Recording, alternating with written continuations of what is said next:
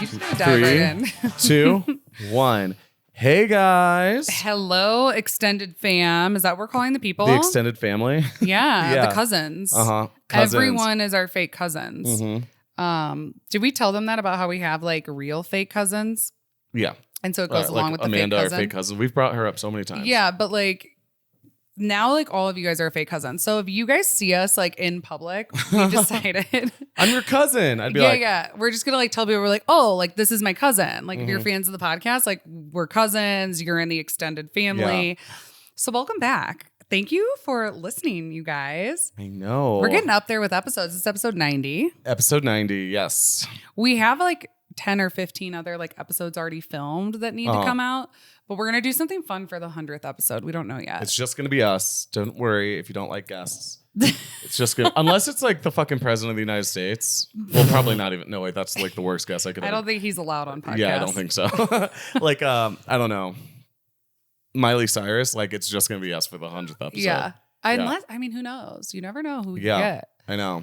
And then we'd be like your 100th episode. But you guys, welcome back. I'm your host, Francesca. And I'm Nicodemus. We are so happy to have you here for the Saucy Sibzzz podcast. Please, if you guys are watching on YouTube, would you give us a little like, a comment, a subscription? Actually, on all other platforms, please like rate us, comment, share with your friends. We're going to be launching a Patreon in about a week or so. We're finally getting that out there. So we just have to figure out the goodies for being subscribed on the Patreon. But it's kind of silly. We've been doing this for 2 years. Most podcasters live full time off their Patreon. Yeah. And we just like, but now that we're like way more full time on the podcast, we can like actually commit to like doing extras. I agree completely. Just like being actually can show up. Be consistent, you know, which we're here. What? No, I was going to say, well, speaking of living off the podcast, guys, we have a sponsor. Francesca, what the frick are we drinking? We are drinking Mile High Spirits. So right now, so that's their Denver Dry Gin. We're actually drinking their Summit Gin, and their gin is distilled, like the base is corn. And then the rest is just like the juniper and the other botanicals in there. So it's completely gluten-free, safe for celiacs. So I haven't drank gin in 12 years. I'm so happy about this. Actually. No, it's insane. I'm kind of like a gin girly now. If you knew me, you'd really know. What was it? If you really knew me, you would know. Yeah, that's like one of our favorite prompts for if you don't know people or you have a group of people who don't know each other. You go around the table and like, if you really knew me, you would know. You would know that I drink a lot of gin. Yeah. No, but that's my spirit of choice. You know, it's not, I like it so much more than all the others by far. And the fact that you get to try Mile High Spirits, completely gluten-free gin, makes me very excited. It's like a little bit of a different drunk. It's very different. Yeah, or like a different buzz, I should say. My mom says ladies are never drunk. No. You can be a little tipsy, you could be overserved, but like ladies are never drunk. Yeah. What are you, a trucker? No, actually, exactly. Truckers don't really drink. Oh, yeah, they can't because they're driving. Yeah, that's... I don't know what a drunk profession is. What are you, a bartender? Okay. Yes. I know. But so today we're actually drinking Gin Mules. Yes. And it's crazy because so they have their regular Denver Dry Gin, as I was saying, but the Summit Gin is like very floral. Yeah. And what did you say? Complex. And like a lot more adventurous. Yeah. So it's not for everyone, but if you like a really botanical gin. Yeah. Like a dry gin is going to be pretty like what people would call piney, you know? Oh, okay. Juniper-y. It's still floral compared to vodka, but then gins get like really adventurous with all their different botanicals that you can have. So it's essentially just vodka mixed with like a whole bunch of other shit. And so this one has 12 adventurous botanicals in it. And I don't know what all 12 are. Wait, one of my favorite things of like Mile High is like on the back, it'll say like gin, Ginny, gin, gin, gin. This one says, drink adventurously. Calm down, Grandpa. We all know you like your gin the way they used to make it back in the good old days when gas was 5 cents a gallon, the commies were on the run, and the idea of women voting was enough to scare the monocle off an oil tycoon. If you like your gin flavored like the Industrial Revolution, more power to you. But at Mile High Spirits, we like to climb above the fog. That's why we created Summit Gin. an invigorating take on time-honored classic infused with 12 adventurous botanicals.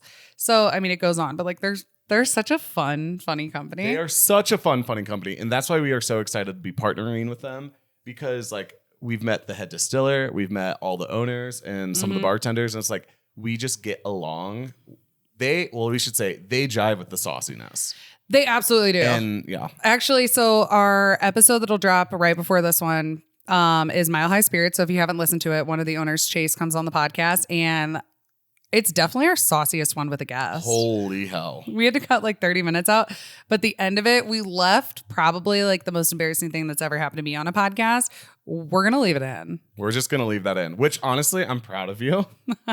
I think it's hilarious. You know, I'm not really involved, but I still think it's Did you think I wasn't going to let it go public? Yeah. Okay. I thought it could be possible because it is like, I don't know. A secret of mine? A little secret, yeah. Yeah. So there's a tryst involved. A little bit of a tryst. That's a new word Francesca just taught me. I'd never A tryst is like a romantic rendezvous between lovers. A tryst. It's like an old English word, I think. Yeah, I love it. I'm gonna say it every day. Like, what are you doing? Oh, I'm just on a tryst. I don't know. I don't know if that's I know. Like you have a tryst. You have a tryst. You don't go on a tryst. Oh, really? Yeah. Oh, wait. You had a tryst? Yeah. Oh, I was thinking like quest. Well, like it was a tryst. I wasn't trysting. Trysting. I'm just trysting out over here. That's not a word. Yeah. But anyway, guys, we are actually going to become, I guess, our brand ambassadors for Mile High Spirits. So you're going to hear about them a lot. If we're drinking something these days in Denver, in the mountains, it's going to be Mile High Spirits whenever we can. They are family owned, local Colorado owned, all local Colorado grains are used. And they're just wonderful people. So when Nick was saying they jive with the sauciness, they also build their business like with friends and family and good vibes. And they've grown like word of mouth and just with like really close connections. And that's what we love about them. Exactly. So, but what's cool, just to even talk about our gin mule a little bit more. So a mule, of course, is just your spirit. So like a Kentucky mule is like bourbon. Moscow mule is vodka. What's a tequila mule called? Mexican mule. Mexican mule. Okay. Yeah. So I don't know if there's a word for gin mule. No, some people call it like Dutch mule, but like gin isn't specific to the Netherlands. The Netherlands, the Dutchlands, yeah. To the Deutsch. To the Deutsch, yeah. I guess it technically comes from there, but like whatever. But yeah, I haven't found a good word for it. Okay. Well, we'll come up with one. Yeah. We will coin it. But yeah, then just lime juice and ginger beer. But what's so interesting is with the Summit, like botanical gin, this tastes like a really complex cocktail. Well, you were like, oh man, it's like there's so much more happening. And I was like, right, because gin is complex. Gin is interesting. Every gin is different. It's just like depending. I guess there's 30 traditional gin botanicals.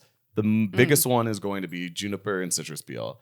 Oh. And that's kind of where it hovers. Dry gins, like I said, are going to be more junipery. But then you get into like Hendrix, and they always say like the tagline for Hendrix, which is iconic in my opinion, is a most unusual gin because they use unusual botanicals like rose. And so it's going to be more like perfumey.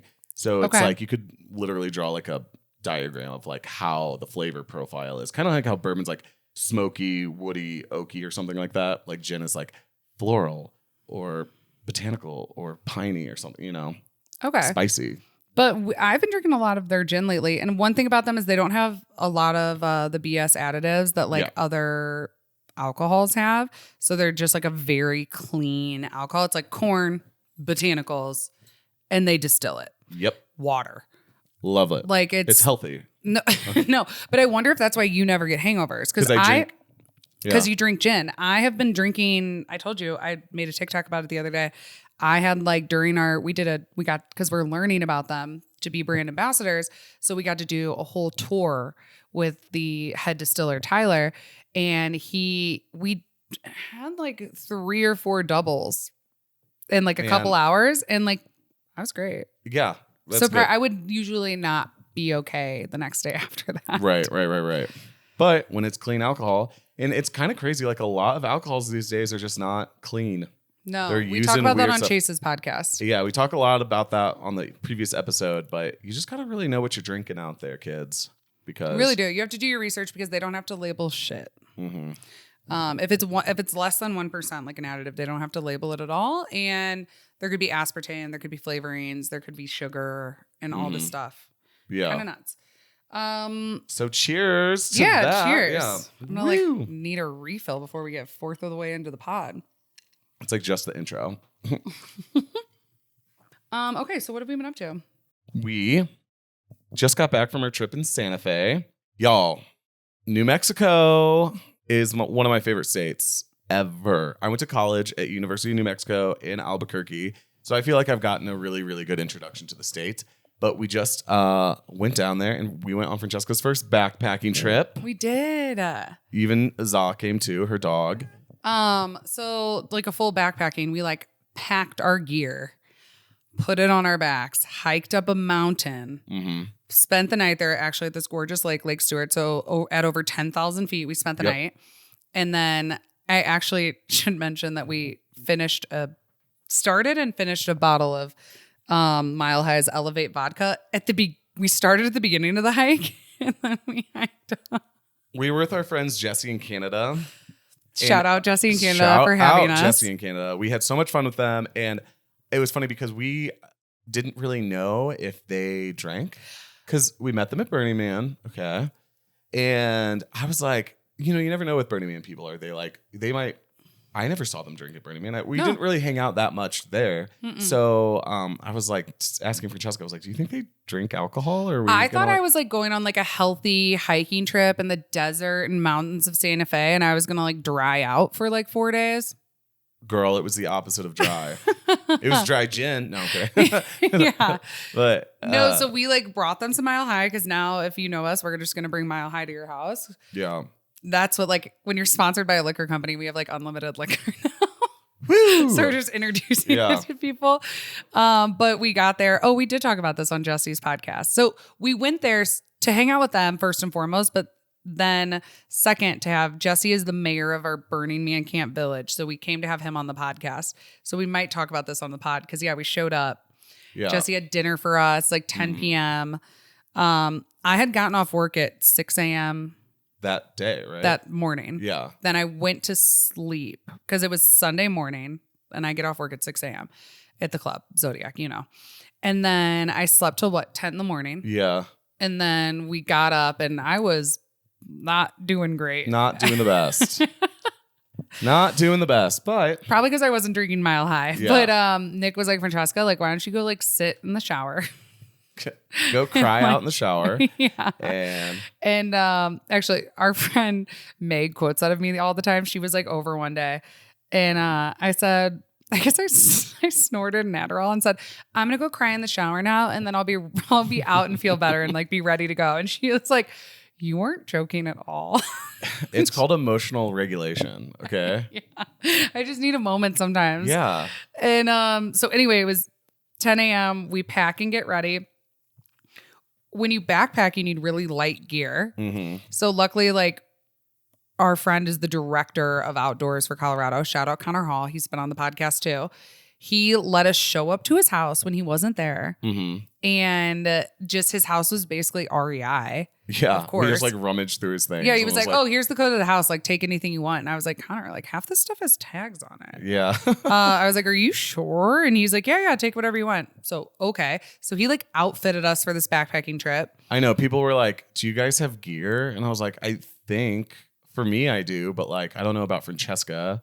I don't know really what her backpack looks like. I have a full backpack. You were do. surprised. Well, I just didn't know if it like had like the straps that go around the waist. I backpacked Europe, but it is like city backpacking is different. It's not like you're not wearing the backpack up a mountain, No, but you did, and it worked. Yeah. It's not like the most comfortable backpacking but it does have the full straps because no, I didn't do it up a mountain, Nick, but like, have you ever walked through the streets of Budapest with everything on your back for the next 4 months? Honestly, arguably harder. No, just exactly. Because it's like you're sweating in a city and like. And you pick up things when you're doing that type of backpacking. Right. So like by the end of my trip, like it was so heavy. Like I would almost be crying like if I had to have it on for too long. Yeah.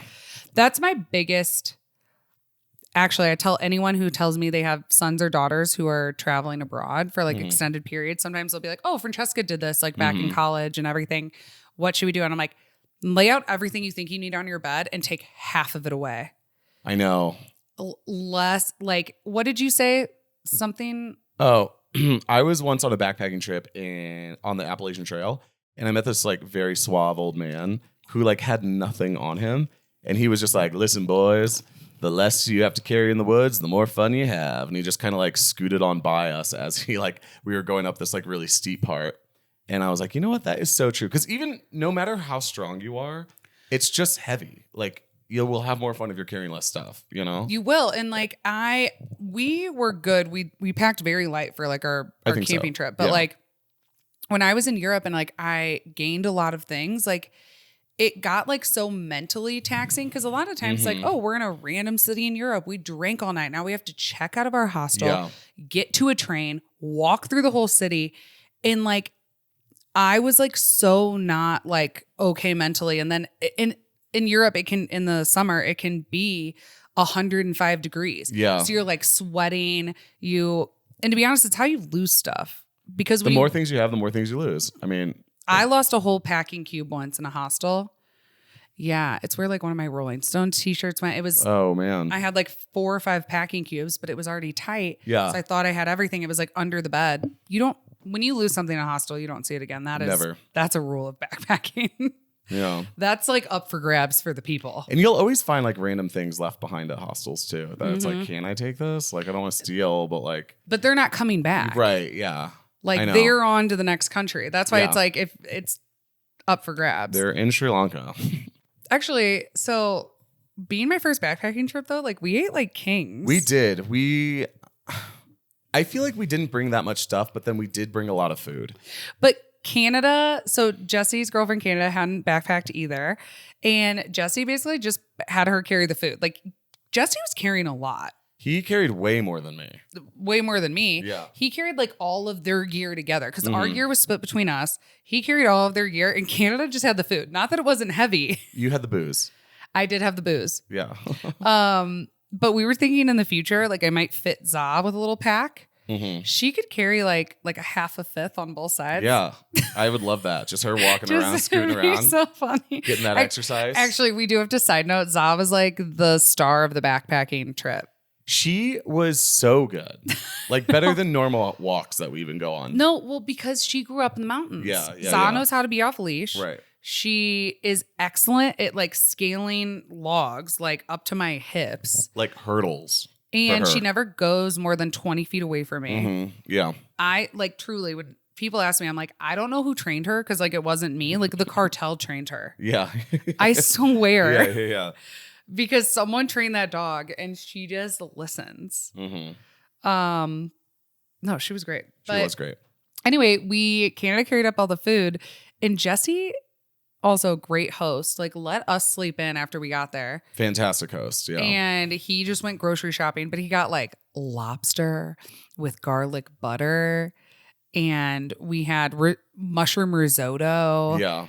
And full on charcuterie. So many cheeses. He was joking that he almost got caviar. I know.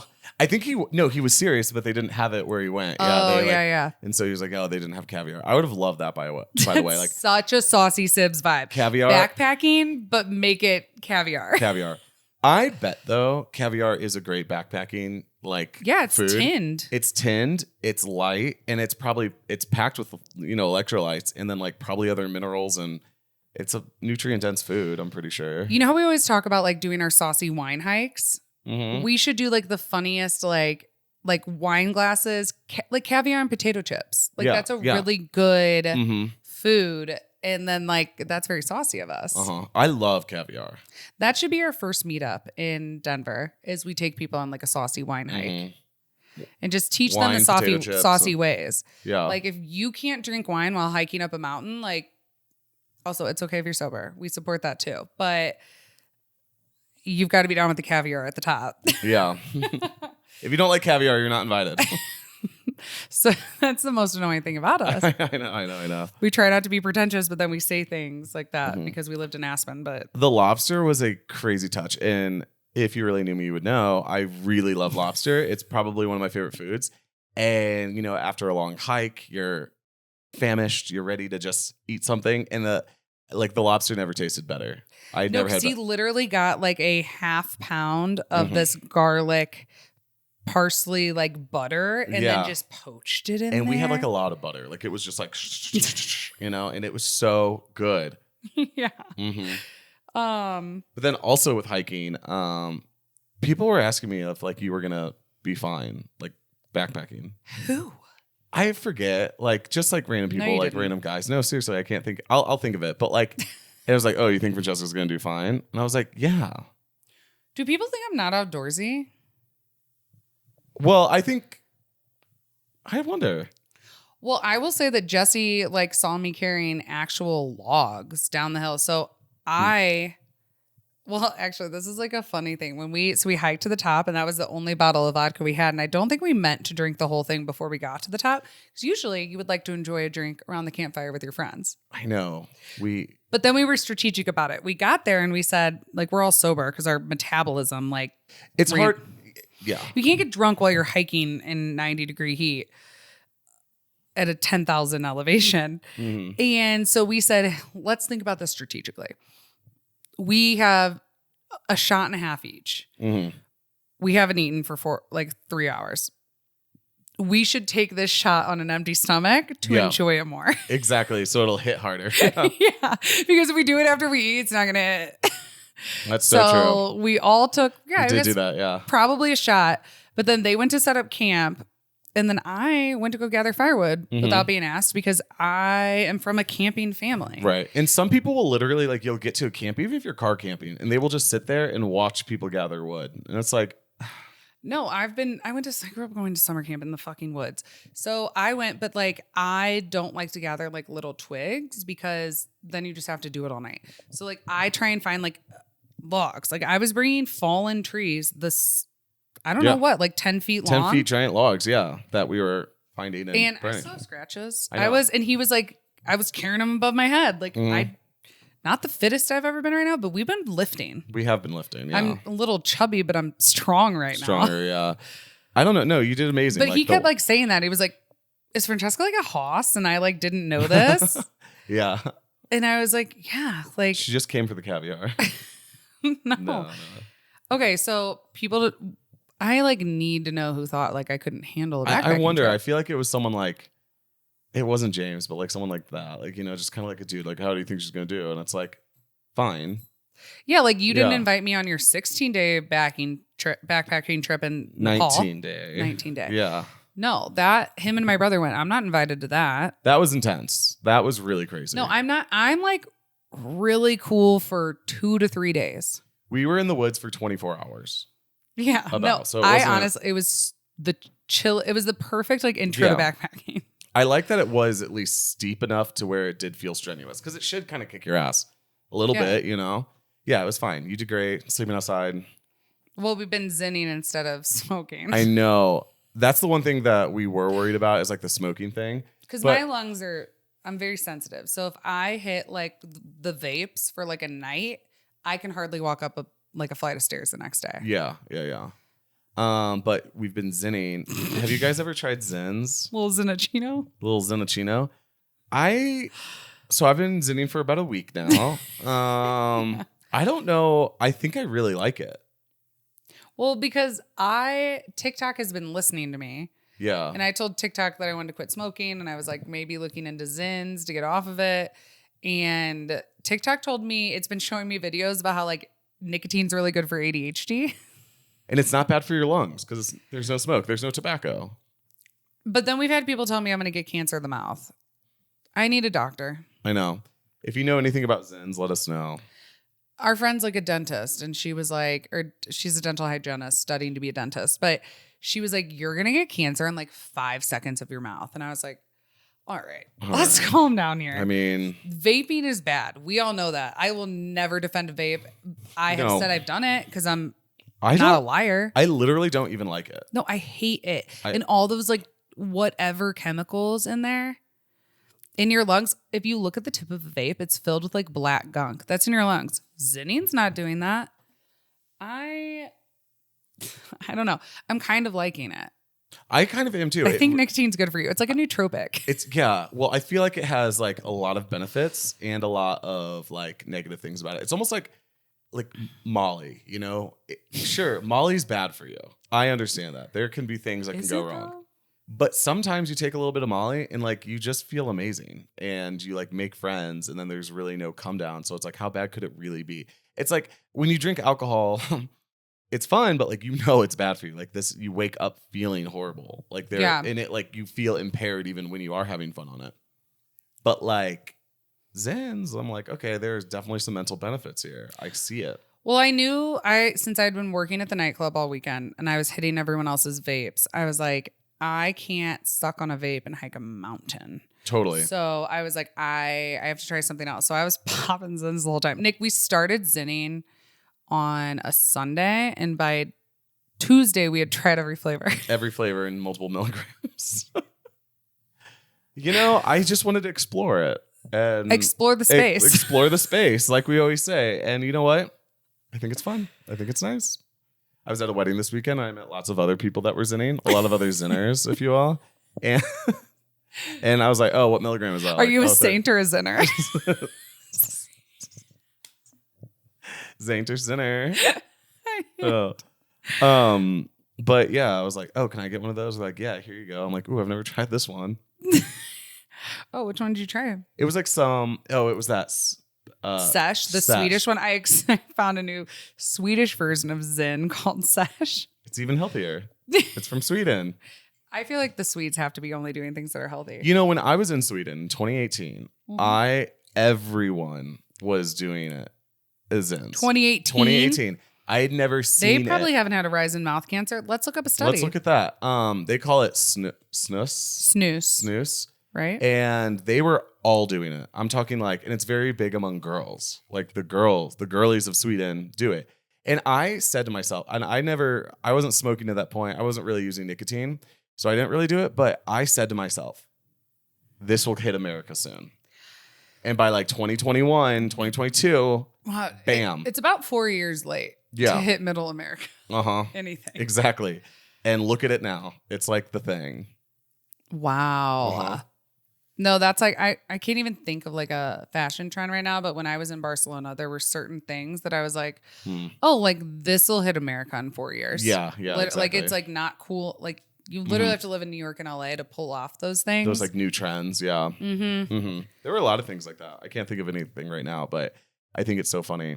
And then I saw a TikTok and it was like, it just like popped up. I should have saved it. It was like, tell me you're in Sweden without telling me you're in Sweden. And it was like 5 girls hanging out and they all just went like, and like lifted up their lips one by one and they all had them in. Girls have been like judging me. I told like a lot of girlies I saw this weekend that I was zinning and they were like, and they gave me judgmental looks and told me that my gum lines would recede while they were hitting a vape. And I was like, you're going to judge me as you're smoking your USB cable? Like, you might as well just put an HDMI cord in a crack pipe and smoke it. Like that's, and I think maybe with Zins and like any type of like chewing tobacco, we think of it as chewing tobacco where it kind of has this like trucker or like baseball kind of like Southern cowboy kind of thing to it, to where it is like seems unladylike, but not in Sweden. But they're literally, people have been like, ooh, I even had some guys, it was like yesterday, like, oh my God, you're doing that? And I was like, I've actually never dipped. Surprising, because I've always been friends with guys. Oh, I've dipped. Never once. Holy fuck. But like this is, I go, it tastes like mint. It's clear. The only off-gassing in my mouth is a beautiful little minty flavor. Yeah. How is that gross? What, because I have a little pillow? Because I'm throwing a pillow in my lip? A little packet. Yeah. Yeah. Someone said that. They go, oh, you're throwing pillows? Throwing pillows. I like that. I'm just making the bed. Stop. I can't. Oh, man. Anyway, we're still trying to get sponsored by Big Tobaccos. Yeah. And apparently, Zen, if you can promote on podcasts, we would absolutely do that. We're not sponsored yet, but. No, if they're able to. But one thing about mountain hiking in men I want to bring up is, okay, I don't know if you've ever been to Colorado or a state that has higher elevation, but people talk about it a lot. It's like a constant conversation about the elevation here. I understand that we're the Mile High City, whatever. That being said, Santa Fe is the highest capital of any state in the union. Colorado respectfully is blind to that. They do not know. No, they don't know. If you asked anyone in Denver right now, we should do man on the street. I'm going to look up the elevation of... Sorry, go on. Speak. If we should do man on the street in Denver and say, what city in the U.S. has the highest capital? Actually, you got this right at a trivia the other night. Yeah, because it was Santa Fe, and everybody looked at you because everyone in Denver, I know, would say Denver because Denver just identifies with it so hard. Okay, so everyone identifies it so hard. And you're right. I only knew that because I, went to school in New Mexico. Okay, Santa Fe sits at an elevation of, for those of you guys who don't know, the elevation of Denver is 5280. You want to hear what it is? 7199. Almost 7,200 feet. That's crazy because Aspen sits at 7,908. 7,908. And that's a mountain town. Like and full on mountain. Like they're like, oh, how do you feel in the mountains? And so this says only Leadville, Colorado and Mammoth Lakes, California have higher elevations than Santa Fe. And both of those cities have significantly lower populations than Santa Fe. All other towns have fewer than 1,000 people. So we were just like making a comment that the whole time we were in Santa Fe, not one person like talked about Flatlanders or so what people, just for those of you who don't know with, Colorado speak, people would be like, oh, how you feeling, Flatlander? Like people who live at sea level are just like below them and their lungs aren't as big. And, oh, they like get altitude sickness. And they're like, careful drinking. Yeah, the Flatlanders. They're like, oh, like make sure you hydrate because it's such high elevation. And it's just so funny because that's such a thing. It is such a thing. It really is. Like some people come to Denver and like they're kind of unwell for like a day. Of course, when you go to Breckenridge, it's one of the tallest. It's 10,000 feet. Like people get sick there. They're not like not right. But Denver, it's part of most people in Denver's personality to like give people shit who are from sea level. Yeah. And it's so funny to me. And so we had just gotten back from Santa Fe and I like put that together that no one in Santa Fe ever brought that up. They never mentioned it to us. Like, oh, are you guys hydrating? How do you feel? Because like you don't live the way I live above the sea. Yeah, a mile high. And so I went to a wedding in Colorado this past weekend. And literally, so we were actually about like 8,000 feet there. Okay. Very high. For the Flatlanders. Flatlanders. And at the wedding ceremony, they had like cooler of beer and a cooler of water. And I saw these two guys that are actually from up in the mountains up in Summit County. And I overheard them saying, and he was like, hey man, did you see the water? Got to make sure the Flatlanders are hydrating. And I was like, what? Like literally get off your high mountain. Get off your high mountain. Get off your high mountain. Yeah. I was so like, that's so funny because I was just thinking about that.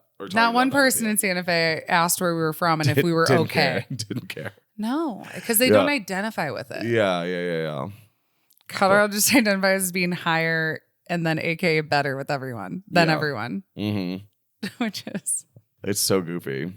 But no, so one thing Jesse and Canada said to us is they were like, thank you guys so much for visiting us because like we always go and visit like all of our other friends and no one wants to visit us. And we were like, in Santa Fe? You guys live in Santa Fe. First of all, it's our mother's favorite city. Yeah. I think in the United States. It's literally the best place for shopping for like expensive shit and small shit. Yeah. Like artisan Native American made goods that are, can be very inexpensive. Jewelry. Oh my gosh. The jewelry. Witchy stuff. Yeah. Furniture. Art. They have more art galleries per capita than any state. Any state? Any or city. Any city? I could see like the city for sure. Yeah. It's unbelievable. You can, and like the city center is like bigger than Aspen.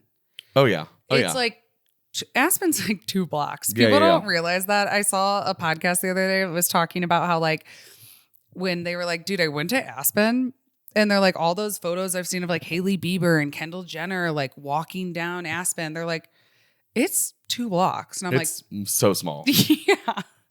But like it looks like no other city you've ever been to. And the food is so good there. It is mind blowing. It's like, honestly, so Denver does have good food, but as far as like Southwestern food, we're not the full Southwest in Denver. No. You've got to go to like a really good food truck to get good stuff here in Denver. Yeah. Like that type of food. All I wanted when I was there was some blue corn enchiladas. Where are you getting blue corn enchiladas? It's what they're known for, but like they come out like smothered. And they always ask you there, red or green, which like the red or green, Chili. is it the chili or the salsa? But Chili. that is the salsa. It's a sauce. But it doesn't have pork in it. So. And Denver does. Anywhere you go in New Mexico, the chilies are different depending on the restaurants.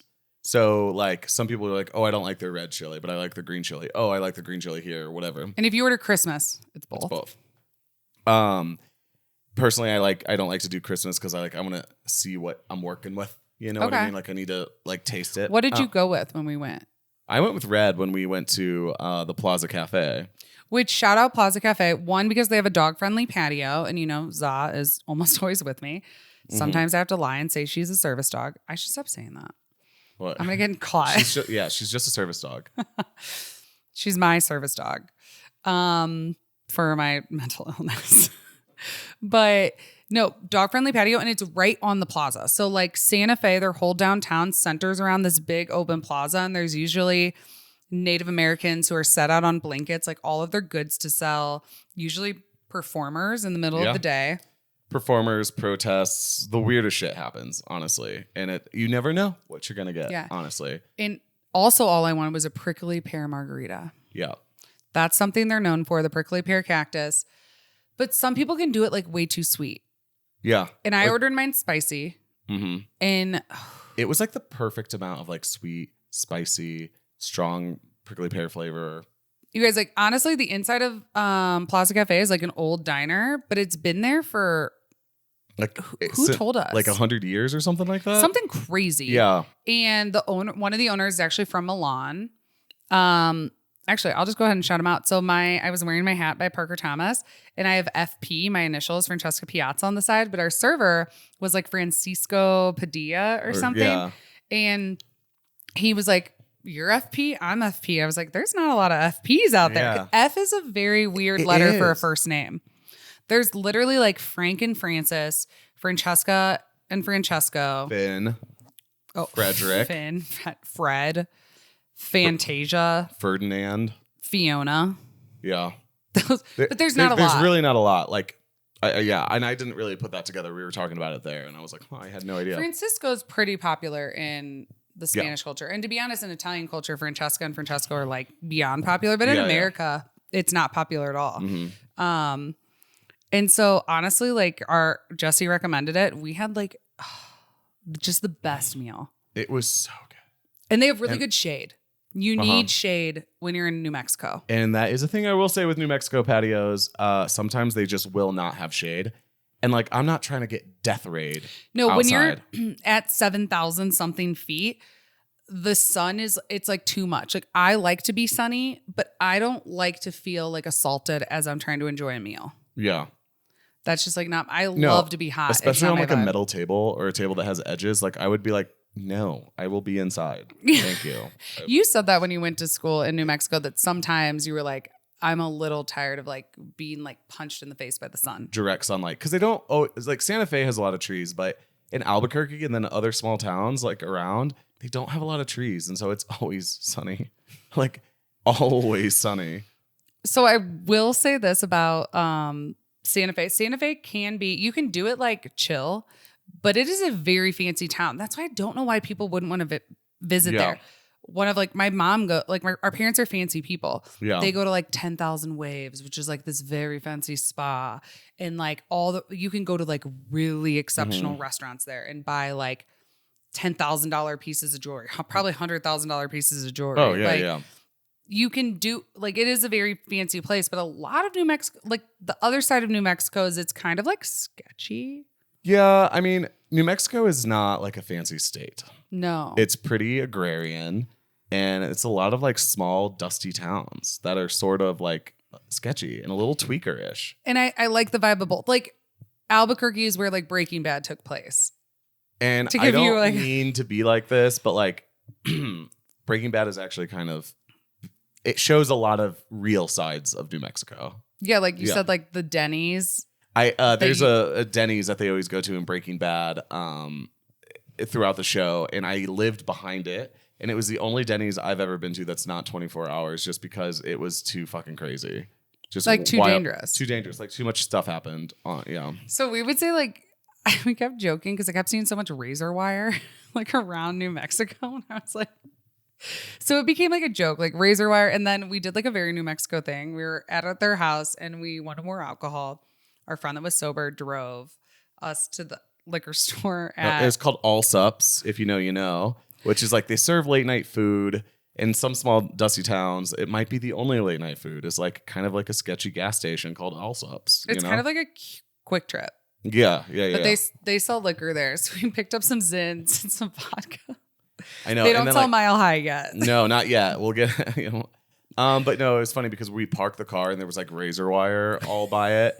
And then we like went to go into the Allsups and it was closed. And then there's a guy sitting outside and he was just sitting on the hood of his car waiting. And I was like, oh, are they closed? He was like, oh, you're not from around here, are you? And I was like, no. And he was like, oh, just give him a minute. He'll open up again. I was like, do they serve or sell alcohol? He's like, yeah. And then I noticed he had a giant barbed wire tattoo wrapped down his arm. Literally like and full like razor wire like around his arm. And I was like, this man would know. This man would know. He was like friends with the guy who was working. He was like, he'll open up again for us. And I was like, this feels so New Mexico. Yeah. And you said that like late night liquor with like some razor wire tattooed cover guys, like very New Mexico. Very New Mexico, yeah. And so like as like late night going to Allsups, I felt like you got like a big part of my college experience, which was like, let's go to Allsups late night and talk to some sketchy guy out front, They were lovely though. They were lovely. It was amazing. So moral of the story, guys, if you want like both kind of vibes, you need to go to Santa Fe. I really recommend this is also sponsored by Visit Santa Fe. Visit Santa Fe. Santa Fe Tourism Board. It's not, but it should be. Yeah. But it's really beautiful there, and I can't believe that their friends didn't want to visit them. And there's a lot of history, and it makes me sad that people didn't want to go there. Now, I have heard that a lot of people in Santa Fe are like, or just New Mexico in general, is like, don't turn it into a Colorado. We don't want you all moving from Colorado to New Mexico, which I get, but I also like, I don't think that's going to happen anytime soon. You should go. Well, it was so cool too. The day before we left, we got to go see our friends at their bartending gig, and they had the street shut down, Canyon Road, which is like a really famous street. Mega big multi-million-dollar houses, all the art studios, and they had like food trucks and all the galleries open. And it was just like such a vibe. I was like, man, like I miss this. Like Santa Fe is not my vibe to live until like I could retire maybe. I could totally retire in Santa Fe. It's like more of that vibe. Denver's like a lot younger. Everyone's 30. I'm convinced this whole town is 30s and 40s. Yeah, no, I know. I haven't seen anyone. I haven't seen a kid. I haven't seen an old person. No. Actually, we always joke with like our apartment building, like everyone's so young, and I'll like see sometimes like midday an older person getting in his car, and I'm like, do you live here? I know, like it feels weird. But no, so anyway, you guys should go there. Also, George R.R. Martin, may he rest in peace, right? No. Very alive. No. Very alive. Very alive. I was thinking so. Oh my God. No, I was thinking, we know he's alive because one of our friends told us he hung out at a bar. That's one thing we didn't do. They were like, oh, I see him all the day in midday at this one bar that he loves margaritas. He loves margaritas, and he always goes to this one bar. And we were like, should we just hang out there and see if we can get George R.R. Martin on the pod? That's a good idea. The sauciest thing. I know. I'm sure if we hung out there for like a week. Well, Santa Fe's small, and a lot of celebrities live there for how small it is. Yeah, because it's like there wouldn't be paparazzi there. It's just like not the vibe. I'm so sorry. I thought Francesca. He's like, I don't know. I think he's only like 68. Whose son took over writing the books for him? Oh, that's Dune. Dune. Yeah. Dune. I knew that, but that George R.R. Martin is also one of the biggest donors to the original Meow Wolf, which opened in Santa Fe. And the Santa Fe Meow Wolf is way superior than all the other Meow Wolves. By far. Like, we went on Halloween, which was like a special experience because they had so many more actors there. But It's just better. And if you haven't made it to that one, like it's literally worth the trip. Yeah. Like they had Nicholas Jar play there. Yeah.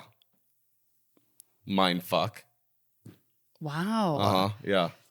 We went with our parents like on Halloween to the Santa Fe Meow Wolf. And that was like, I've never felt so much like I was on drugs without being on drugs. Yeah, I agree. I would agree with that for sure.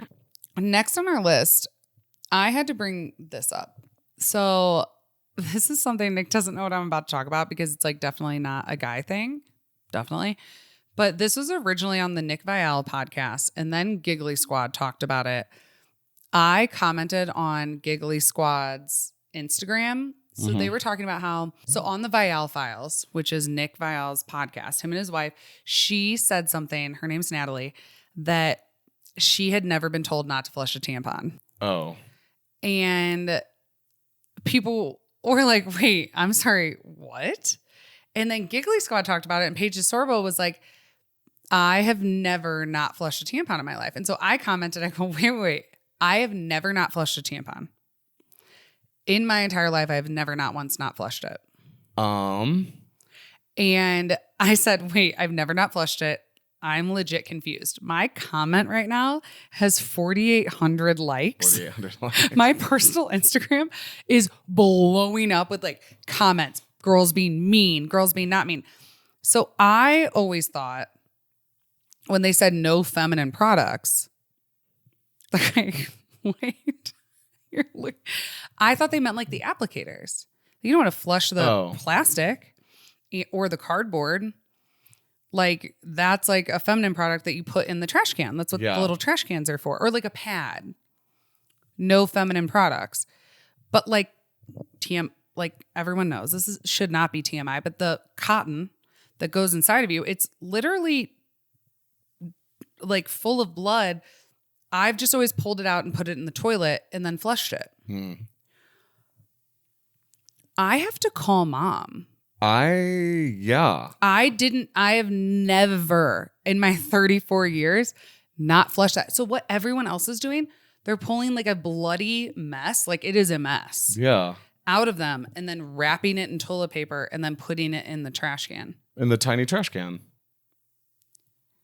It's messy. What am I going to come out with? Like my hands covered in blood? Why can't you just put it like pull it out and then throw it in there? Just say no, that would drip a lot of blood. I guess they pull it out over the toilet, wrap it, and then put it in there. And that is very obvious to most everyone, apparently.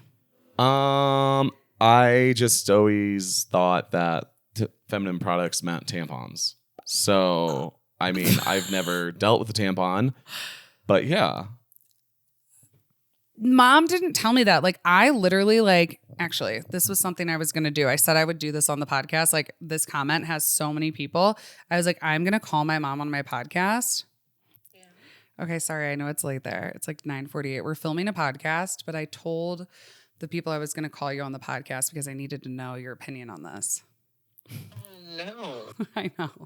Okay, so they talked about this on a few other podcasts and girls were up in arms and I commented on it and it has like almost 5,000 likes and girls are fighting in the comments on Giggly Squad's podcast that I didn't know this. So when you take a tampon out, do you flush the cotton part? You flush the whole damn thing. What are you talking about? The only thing you don't flush is the plastic applicator. Okay, yeah. I guess when the signs say no feminine products, like I guess most girls have been scared for their life if they ever flushed a cotton part of a tampon, like from their dads and from like plumbers, that like the cotton part can like ruin plumbing.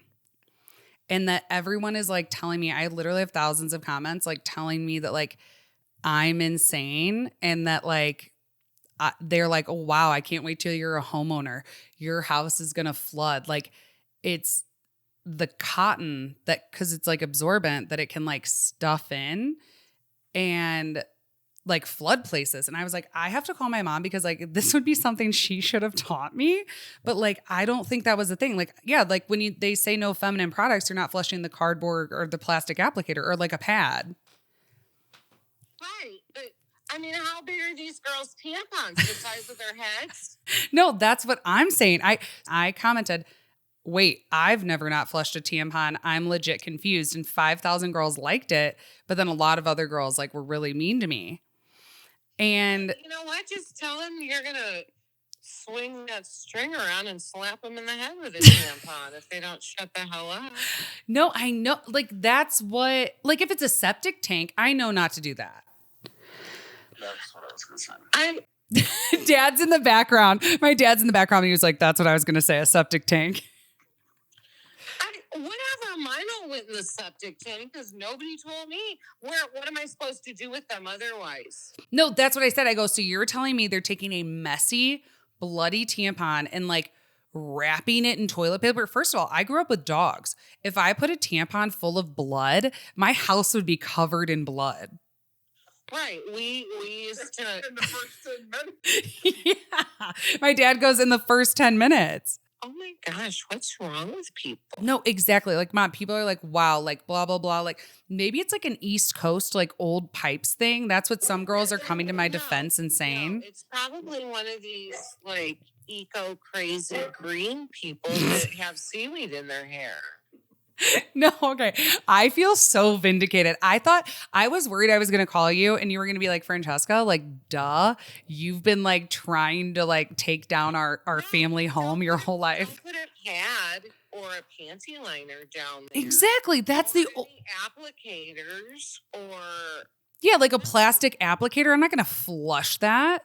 It wouldn't even go down. First of all, if I ever had to pull a tampon out and look at it, I would vomit. No, I've never looked at it. You pull it out and you flush it. Sometimes I'll flush before I even like wipe or I anything. mean, yeah. So you pull it out and then you put toilet paper on top of it, and then you poop on top of it and put more toilet paper on it, so you never have to see it. Yes. Okay. Thank you for this late night like info. I'm like, my mother never taught me this. Like, I don't. You know, she probably thought that I was going to be in jail if I called her at 10 p.m. That's what I was really worried. Did you hear my voice when I answered? Yeah. No, you were like, uh-oh. Like, what's going on here? I'm like, hello. No, we're just recording the podcast, drinking a little gin in the closet. Mile High Spirits, of course.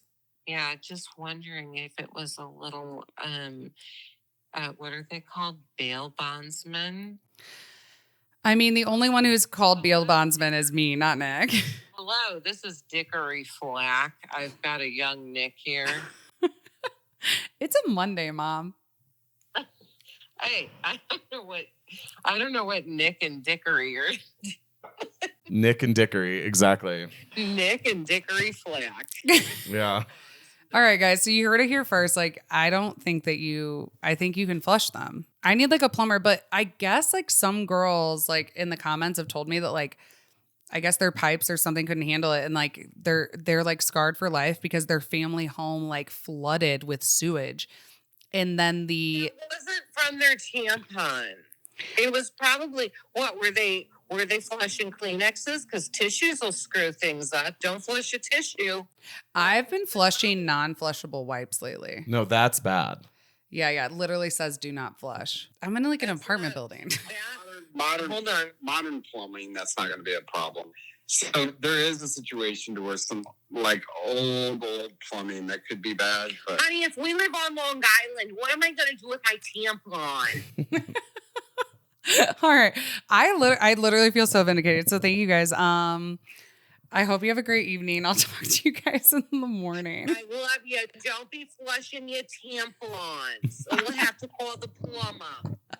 I love you. All right. Thanks, Mom. Love you. Bye-bye. Bye. Bye. Bye. Have some coffee for me. Okay. Night, guys. Bye. Thank you. And some Sanka. What's Sanka?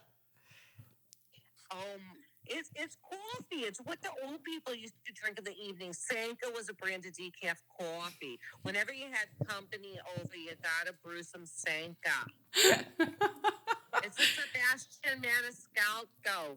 Oh, we love Sebastian Maniscalco. Like the one Italian, The one Italian. stand-up comedian. Right. Okay, love you. Night, night. Bye. Sanka. Bye-bye. Bye. Bye. That's funny. Okay, I guess this begs the question of like, wow, my mom just totally told me. I was like, Mom like tries to teach me this. yeah, I feel like that's fine. But here's my thing. Like, if you can flush shit, why can't you flush other things? Like, Yeah. you know? I guess the non-flushable wipes can sort of like tie together and like create a thing like that. I know is a problem, but this is a brand new building. Yeah, I just feel like toilets should be able to flush like loose change. I don't like literally like throw it down the toilet. It's a black hole. I don't know. I mean, I'm not a plumber, clearly. probably but- like so I will say like in Budapest and in Croatia, they will have signs that say like please don't flush paper. Yeah, because In Greece, their plumbing can't even handle regular one-ply toilet paper. yeah. But there's big signs everywhere that's like they have big trash cans in their bathrooms that, with a lid that closes all the way so the smell doesn't get there. But like you wipe your ass and you put it in the trash can. Yeah. That's very common in like most of the world. Yeah. Mm-hmm. But I'm in America. I'm flushing every tampon. Yeah, new building. Yeah, that's what I'm saying. Like, I should be able to flush a t-shirt down if I wanted to. Like, I just feel like we should have figured that out by With now. the taxes we pay. Yeah, these Colorado taxes. No. Okay, wow. I literally like you have no idea. Like these comments have been because they're like what's it called? Reel that I commented on literally has like over 3 million views right now. And like I'm the top comment. I love that. I know love when that you feeling. feel like famous for a comment. I know. But like half of the comments back to me are like mean. Oh, like And you're they're like, you're the problem. you're the problem in American plumbing. Yeah. Whatever. And I'm like, dude, like my mom never once mentioned it to me because apparently, according to my family, the piazzas only flush their teeth. You heard it here first, everyone. So go ahead and do it. I don't care where you are. Mama Unless Piazzas, it's a that's septic fine. tank. That's a problem. But that even for me, it's like it's a giant tank. It's not going in like the city pipes. I know. Why can't you Shouldn't put it shit in just the hang tank? out in the tank? I know. That's how I feel. Like, Or a is boat. But boats have a tank, and I don't know why it's such a problem. Yeah. I don't know. But you know, it never does well. Like, so we had a big thing when I worked on yachts. It's called SOS, shit on shore. Yeah. Because like the holding tank is still down there and all you have is like a little valve between you and the holding tank. So if people start shitting on the boat starts smelling like shit. Yeah. Because you can't, on these tiny little islands, you can't be dumping your shit in the open. Like like you might not be able to dump your shit for 4 days. So then the boat smells. So you shit on shore. Is that what that means? SOS. That's not Yeah, no, actually I what know, it is. I know. But that's what like we say on boats. So people on deserted islands like make these giant SOS signs to just like Shit on remind shore. people in the airplanes that you can't shit on the airplane. But you can shit in airplanes. Have you ever shit on an airplane? No. Neither have I. Yeah. That's a It bold will statement for be- me to make. I'm a shitter. Listen, one thing about me is I'm a Yeah, I mean, shitter. I'm shitting in public places. Yeah. But I don't think I have on an airplane. I don't think That would be my last resort. like if you have food poisoning or something, you can't help it. Mhm. Yeah. I mean, yeah, that's the only. I'm just not doing it. Not me. No, if I can avoid it. Mm-hmm. I bet some people get their kicks out of it. Oh my God. I'm sure they fucking do. I know people are weird. Speaking of people being weird, outgrowing people. Outgrowing people.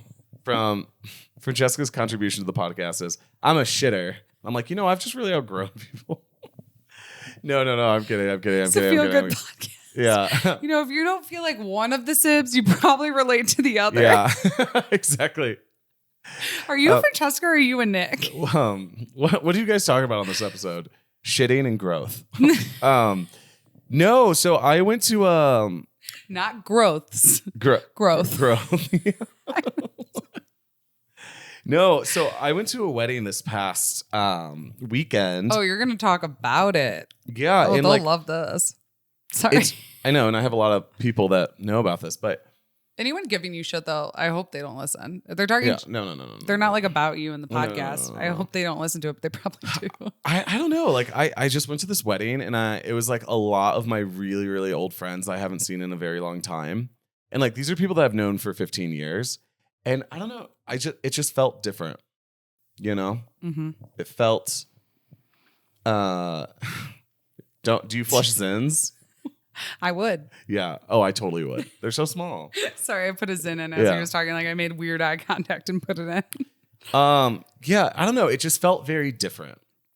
And I've literally lived with these people in a tree house for months. So give a background. You worked at a summer camp for like 15 years. Yeah. And so I just have like a lot of camp friends, you know? Yeah. So you grew up with them and and some of them I'm still very, very, very fucking close with. And the girl who was getting married, she's also a camp friend. And yeah, like it's a very big network of friends of mine. Yeah, so it's like a very large group of friends. I have more friends from camp than I do from college, which is like saying something for a lot of people. Like it's just like a very big networking community in my life. Some of them are still amazing. A lot of them listen to the podcast. And it was interesting because I was really excited to see some of these people and it just felt different. Mm-hmm. And I guess like I used to be very like close with them and like sort of when we all got together, it was a very big celebration. And I feel like you were like a very, very beloved member of the group. I was, and I still am, you know, by certain people. But then there's a lot of people that have known me forever that I guess have just like really been like, you know, they have some opinions on you and your like lifestyle, I guess. I don't know what it is. And like, I've kind of gotten like the cold shoulder from like a lot of them. And I guess like I'm sort of a little upset about it because I'm like almost mourning that like community. And that doesn't make me feel very good. But at the same time, it's just like you just outgrow people. And you guys move on. And, you know, you used to be so close to someone and then all of a sudden like you're not. And they might. And that's okay. But it's totally okay. To feel that very acutely and to feel left out is like not a good feeling for anyone. No.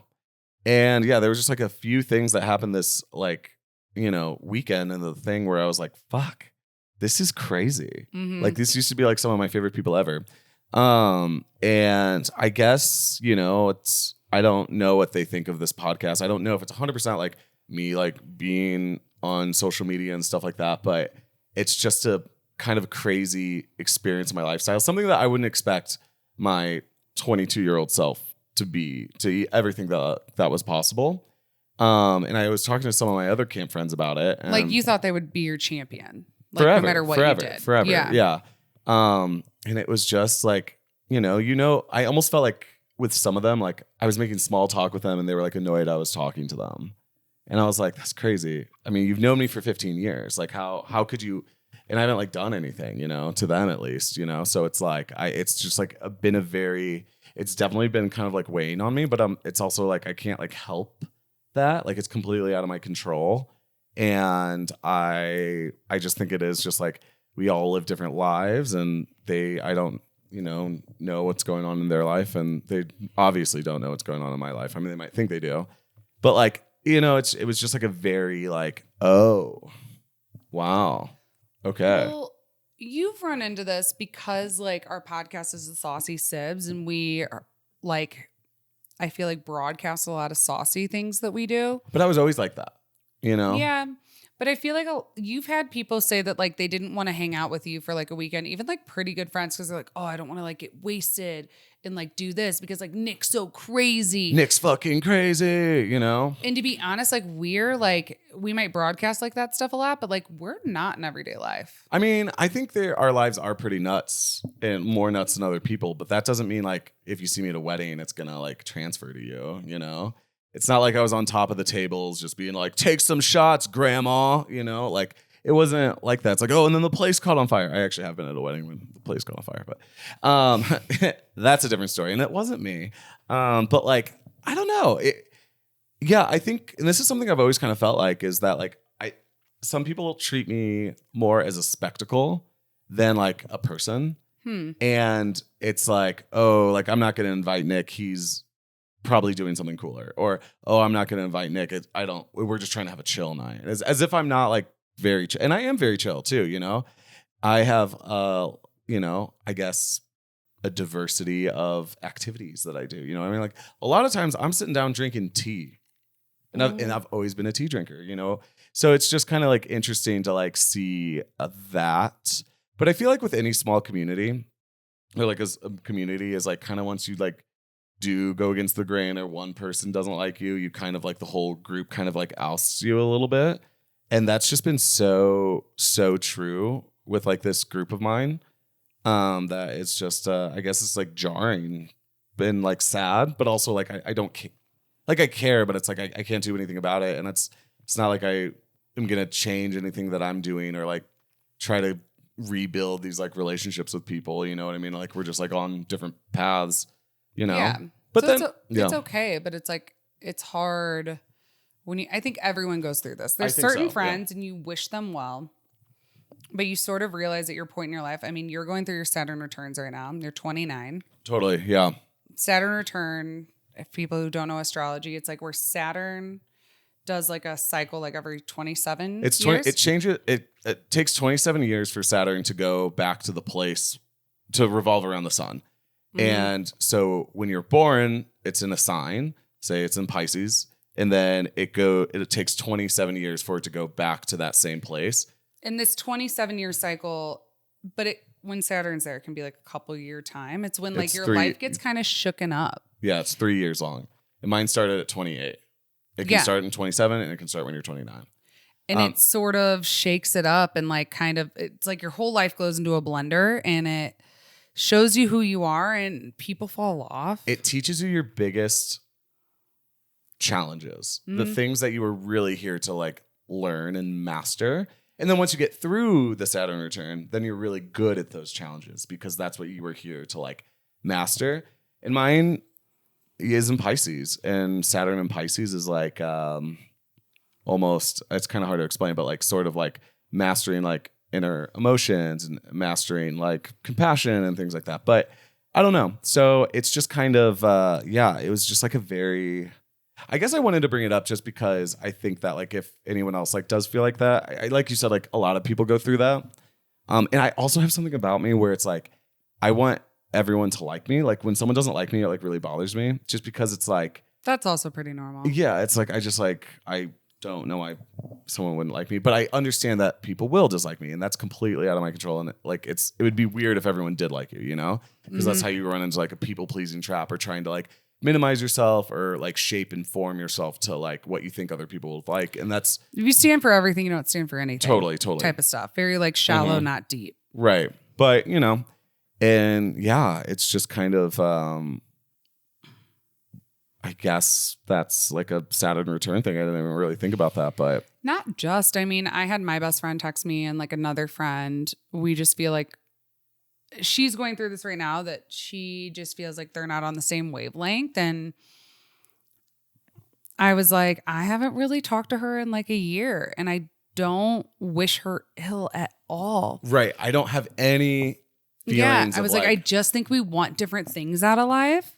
And so I sort of like stopped responding, not in like a cut her off type of way, but it was like, she kind of like got the hint that like I wasn't where she was anymore. Right. If she was like a best friend and we sat down and like she had something to say and like I would have explained it to her, but I think she just understood and we just sort of fell apart. And this friend was like very upset about this other friend. And I was like, it's okay. Cause she was like upset and like wanted to block her. They kind of had like, she called her with like a trying life situation and she just sort of laughed and like made fun of her. Cause like saying it was her fault. And she just really didn't feel supported. And I was like, she's just, so many things is going really, really well in my best friend's life. And sometimes when things are going so good for you, I don't even think like consciously these people are like jealous of you or something. I'm not going to say like these people are just jealous. Fuck them. Yeah, I don't think it's that. I'm not saying it like that, but sometimes I think that maybe subconsciously they think that you're so high that nothing can ever bring you down. So they kind of throw like maybe small digs, or they don't realize that you still have emotions. Like, oh, well, she's doing so amazing. Like this wouldn't bother her. I don't know. I kind of told her, I was like, you don't need to block her. You don't need to cut her off. You're just outgrowing her. Like we're at different places. Like we're looking for like, well, she's like in a relationship, but probably getting engaged soon and wants this kind of stuff. And like, I was like, we're just growing in different ways. Totally. And that's okay. And it's crazy too, because like I do think like growing in different ways, going into very different lifestyles, yes. But like, and when I look at my new life, like again with Burning Man, it's like I have in just being in Denver as well. In which, by the way, I have a lot of camp friends in Denver that I still hang out with almost weekly.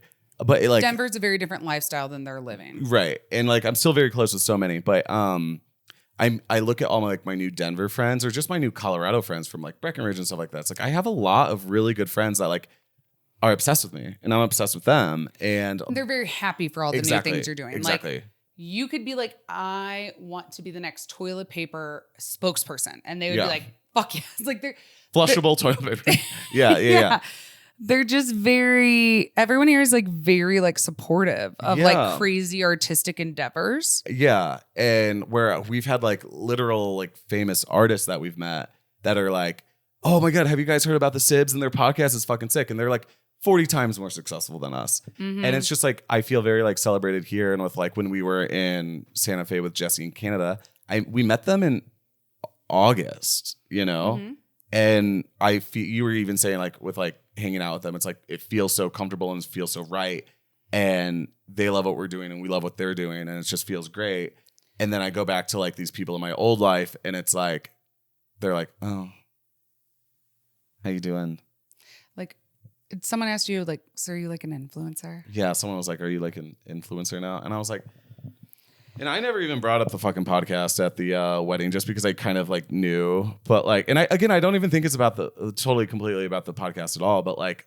But I think also like what you do when you meet up with old camp friends, like what are you doing now? What are you working on? You talk about your like, career. If I said like, oh, I work in PR, no one would think that was weird. If I start talking about the podcast, I think certain people can like roll their eyes and be like, there they are talking about their podcast. Fucking again. Talking about that goddamn podcast, you know, completely.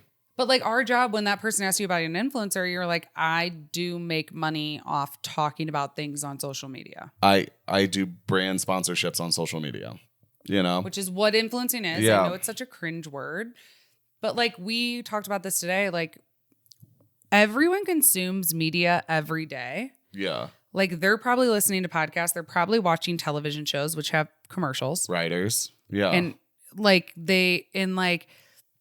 product placement. Yeah. I mean, music videos have product placement right now. Are you like, oh my God, I can't believe Lady Gaga and Beyonce put a Coca-Cola can in their video. Right. They got paid for that. Totally. Like Coca-Cola got paid. That was a product placement probably. Yeah. And like, it's like, God forbid, like I'm putting out, this is art. This is it's something. It's art. No, but it is art. It's a creative endeavor. It's a creative in Denver. I'm a creative in Denver. Okay. A creative endeavor. And yeah, no, for sure. And like, but like, God forbid we get paid for it. Like it isn't like, it's not annoying though, because like we're working with Mile High Spirits, which is people we care about, a product we care about.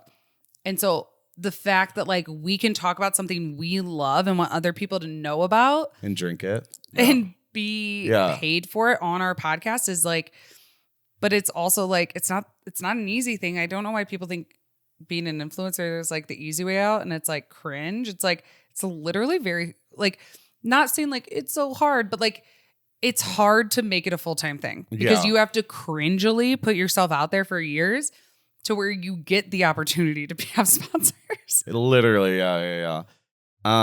Exactly. And so that's why it was just like kind of a, you know, just a very weird experience. But I guess like, to kind of like end that whole like train of thought or part, it's like meeting new friends that are on the same page as us is like lights my soul alive and makes me feel like excited to be alive. And it's so amazing. And that's what I want. And, you know, those friends that, you know, don't feel that way for you. Well, maybe that was just like, that was a past life of mine. And that's that. And all things come to an end, you know? And they do. You have different seasons in life and different friends for those seasons. Mm-hmm.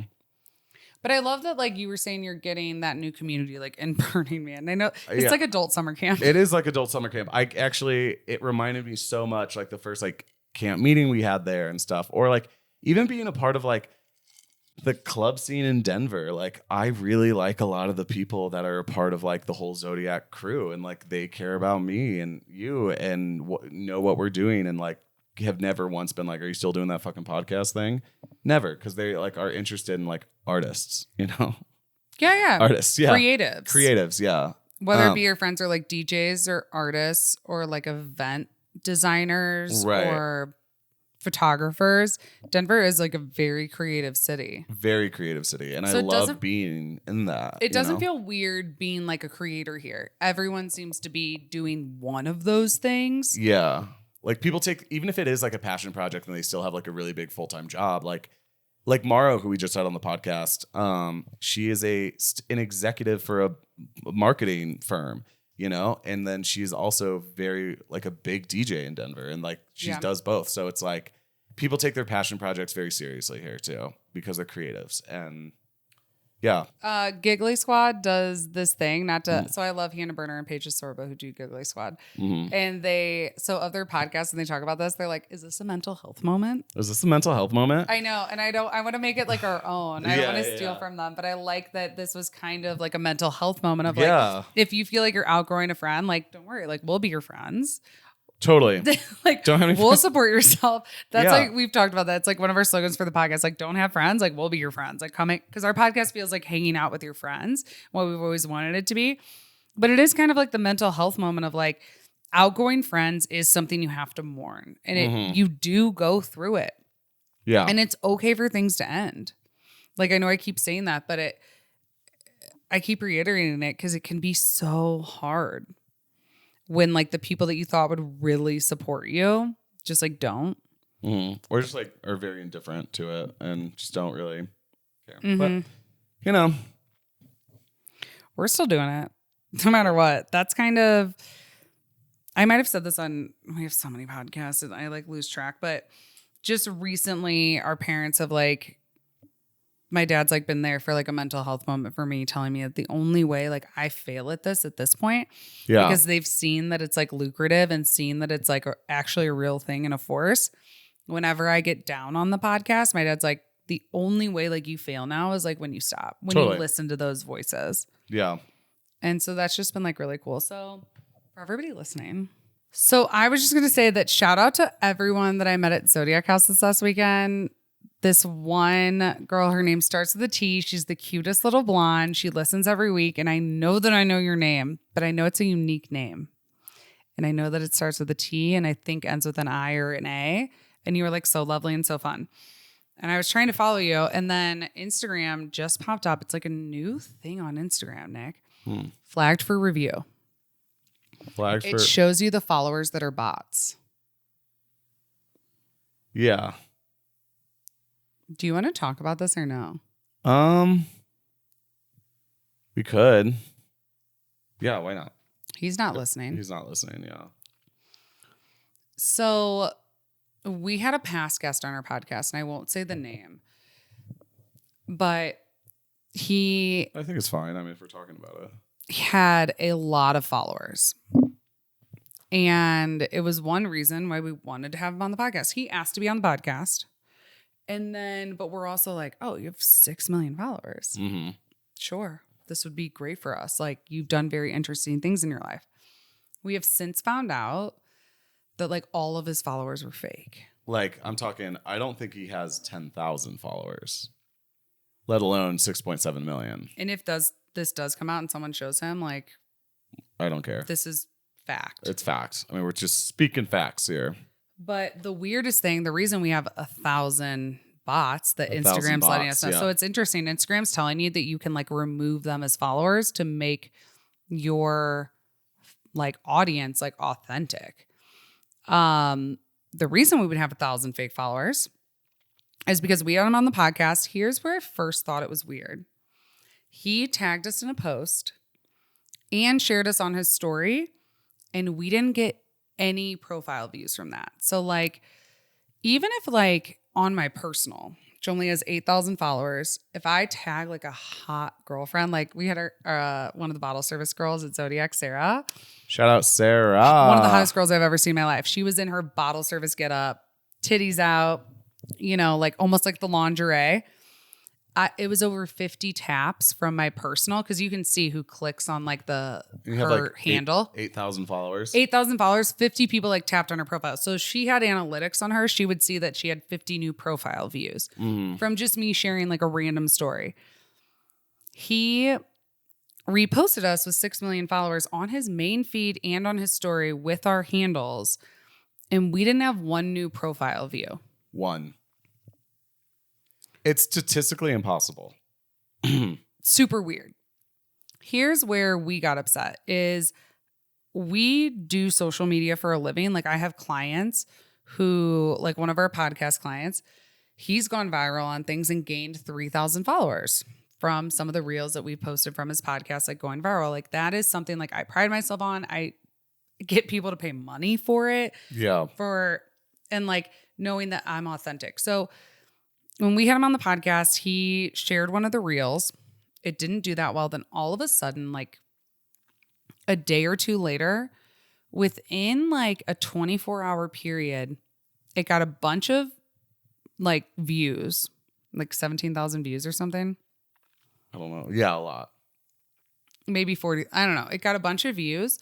And it got like 70 comments, but all the comments were bots. Like I clicked on each one. All of them were bots. And it was like, interesting, cool, how amazing, love to hear it, awesome, emoji, emoji, emoji. And every single person that you would click had the same thing in their bio. It was like their name, how old they were, and like their zodiac sign. Mm-hmm. Every single one was the same. Or it would be like from India or like another country. And I was like, that was weird. And within that 24-hour period, we gained 2,000 followers. 2,000 to the number. Exactly. To the single digit. Because we have analytics on our podcast. Like we pay for that. And so in a 24-hour period, we gained 2,000 followers. So I'm assuming he did that to look legit and to like feel like, oh, like they'll feel cool that they had me on the podcast because they gained 2,000 followers. I was beyond pissed. Like, you can't buy us followers. Don't buy me followers. That's something that people have accused me of my entire life is buying myself followers. It's a big thing in Breckenridge. Everyone always talks shit on me. Obviously, Francesca bought followers because they didn't know that my personal has 8,000 because my old gluten-free account had like 40,000. So I have real people who followed me from long ago, but just because they never saw the gluten, like the big gluten-free blog, they just thought because my personal is like not that great. It's just like personal pictures of myself and I'm not a celebrity. They didn't know. So it's been like, that's like something that's very, I don't know. It's like a thing for me. I'm like, you're going to buy me followers. So if someone had audited us at that time, it would have looked like 2,000 of our followers were in India or Pakistan. Yeah. And it's like, obviously it would have made me, if someone audited us before they hired us to do their social media and podcasts, they'd be like, oh, well, they're frauds. And you can't, before this new feature on Instagram, you couldn't get rid of them yourself. Like I was like, the funny thing about like a bot farm following you is that they drop off. You have to keep buying followers.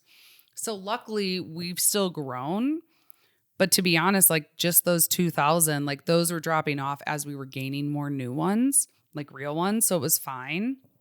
Like, I don't think anyone would have noticed, but I was like, secretly very upset at this person because I was like, and just buy me followers. Cause that sounds crazy to tell someone else. We had to tell our manager, Kyla, before someone else bought us followers. Yeah. I was like, hey, if you do an audit on our followers, we didn't buy followers. Someone else bought them without asking us. Like, that's so weird. It's kind of hard to tell at first, but once you actually sit there and go dig deep, it's very easy to tell. I used to work at influencer marketing. So my job for my clients was to audit influencers to make sure they were real because followers mean nothing unless it's reaching your target audience to like tell them about a new, cool, wonderful product you want them to know about. Otherwise, it's just for weird clout. Yeah. Which I've never been interested in. Yeah. I could buy myself 100,000 followers tomorrow. And that's like when people do come up to us in the real world and it's like, oh my God, I follow your podcast. Like that means the world to me because it's like, that's so fucking cool. Like I love like having people I've never met listen and, want to get to know me or something like that. People just give out follows these days. When people say they listen to the podcast and they follow the Instagram, I'm like, thank you for letting me know. Yeah. I'm not like so big, and no matter how big I get, I'm not gonna like be like, thanks. Yeah. Like, thank you so much Right. for caring about the stupid shit we have to say. Completely.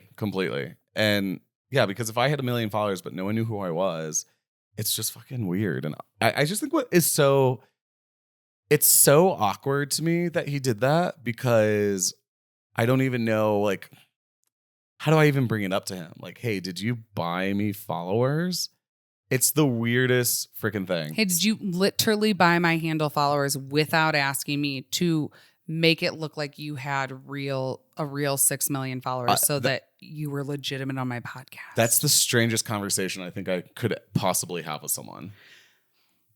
And it's a friendship ending conversation. Yeah. It's like, a wife would have to decide if she wants to bring up to her husband that he cheated on her if she doesn't want to get a divorce. Yeah, but that's still like a normal conversation, you know? Whereas like this is just so weird. It's like, ew, what are you doing? Like, I don't. So we found out some other things, that like him using followers to get free things from like artists and local artisans. Yeah. And then like his credit card got declined. And then we found out he's stealing now from local artists, not just the discount, but like stealing. So that's why it's like big weirdness to us. But yeah. That's but now he's a men's coach. But now he's literally. Okay. I think it might be the biggest red flag if anyone becomes a men's coach. I hate to say it. Not every men's coach. But when I hear someone say that they're a men's coach, I immediately go, just because it's like, I think it's very, like, they're very few and far between, like, real ones, you know? I think there's a few real ones, but like most of them, I'm like, I just know that guy's a phony from every fiber in his being. And now he's like teaching men. That's just like, it's a scam. It's teaching other men. It's literally like preying preying on like men who are looking for guidance, and then also just teaching men how to like fuck girls. I literally don't know. But yeah, I think it's preying on people that want to better themselves. Yeah. And that's why I'm like, this might be a cancelable conversation, but I also don't think he has any real power because all the followers are fake. Yeah. We found, honestly, there's like countless things, not countless, probably like 4 other things that we found out about this person, that maybe like 8 other things actually, as I'm adding them up. As the months go by, it's just like, whoa, it's like that's kind of like thing adding up, and it's like, I don't care if like the friendships ended. The podcast is still up. We might add like an addendum. What is it called? An addendum? Yeah, like an addendum. I guess like a kind of like a disclaimer on that episode, because I'm not going to delete the episode. I do think we had a nice conversation. He was always very gracious to us until he bought us followers. But like, it is. I just want our listeners to know when they listen to that episode, kind of like the backstory of like what we found out about him. That we think he's actually a scam artist, and there might be a documentary in the future that comes out about him. Literally, yeah. He's like the Anna Delvey of like social media. And that doesn't even get into his ex-wife. Yeah. Because that's a whole... I'm just saying, like, there's a lot of people on social media that... I guess they always say, like, social media is fake. And all of it is a lie. Fake. All of it is a lie. But I think people are smarter now. Yeah. Because being disingenuous is the worst thing that you can do with social media. And the real fucking people that are actual celebrities are genuine, like internet celebrities. Like, think Tana Mojo. You can kind of tell Tana's a real fucking girl, and she's owned all her mistakes. Every single one. And she is a nightmare of a person. Well, used to be. Used to be. She's sober now. Yeah. And she seems to be thriving and happy and killing it. And I just think, you can tell that, But she's very open about when she was like kind of a nightmare. Mm-hmm. I mean, I feel like living on a tour bus with her might be the scariest thing ever, but you never know. Tana, if you're listening, I would love to be friends with you. But no, we love her. Her and Brooke. You're my favorite. Yeah, her and Brooke. You my guys top 3 podcasts. I think they're my top podcast right now that I've been listening to. Because they're real. I know. They even talk about like, we feel like we're being weird, like maybe ending a friendship with us. They have talked about way bigger people. Oh, I know. And not giving a shit. That actually have like big things to, like big consequences. Yeah. Uh-huh. But they're just honest about it. Yeah. So anyway, thank you for being here, and we will always be real with you guys, and we will never buy followers. We will never buy followers. Could you imagine if all our followers were bought and we were just talking into the abyss? Talking into the abyss, yeah. Into the void Yeah. to ourselves. I know. Man, I wouldn't want that life. No, that just sounds like a very sad life. And we're 6,000 something right now on Instagram. And some people I feel like have expected us to be bigger already. And I was like, I am so proud of my 6,000 followers. 20,000 on TikTok. Yeah, all real. I don't even think you can buy followers on TikTok. I don't know. I've never heard of that. Yeah. But like, I just feel like I'm like, we're growing organically, and I'm so happy with every new person who listens and every new person who's like a friend. And like in the extended fam, one of our cousins, like it lights up my life, and I'm just like so happy to like, I don't know. Literally so happy. And camp friends who are listening and do like me, I like you too. You know, if you made it this far. Well, cheers, guys. We have a crazy summer coming up. We're gonna try and do more personal episodes more often because we talk too much and we have too much stuff that happens. I know, too much. But cheers, guys, and go drink Smile High, and we'll tell you more about it, how you can get more involved, and if you have any questions about Burning Man or anything, you let us know. And we love you. Bye. Cheers.